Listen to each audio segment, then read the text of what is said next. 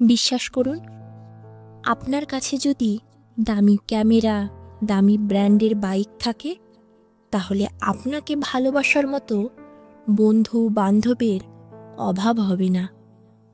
আপনি যদি একটা সরকারি চাকরি পেয়ে যান, তাহলে শুধু মেয়েরা না, মেয়ের বাবারাও আপনাকে হঠাৎ করে ভালোবাসতে শুরু করবে। প্রতি মাসে দামি দামি শাড়ি, গয়না কিনে দিতে পারলে আপনার স্ত্রীর কাছে আপনি হবেন সেরা স্বামী। সন্তানদের অন্যায় আবদার যদি প্রতিনিয়ত পূরণ করতে পারেন, তাহলে আপনি পৃথিবীর সেরা বাবা। আবার স্কুল কলেজে আপনি একটু মেধাবী হলে শিক্ষকরা অন্য শিক্ষার্থীদের তুলনায় আপনাকে একটু বেশি ভালোবাসবে। আবার আপনি যদি একটু নম্র, ভদ্র, কথা শোনা টাইপের মানুষ হন, তাহলে পাড়ার সবার কাছে আপনি হবেন মধ্যমণি।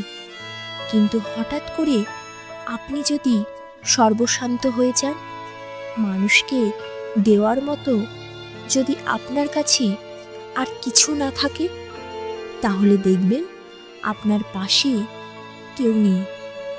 আপনাকে কথা শোনাতেও মানুষ দুবার ভাববে না।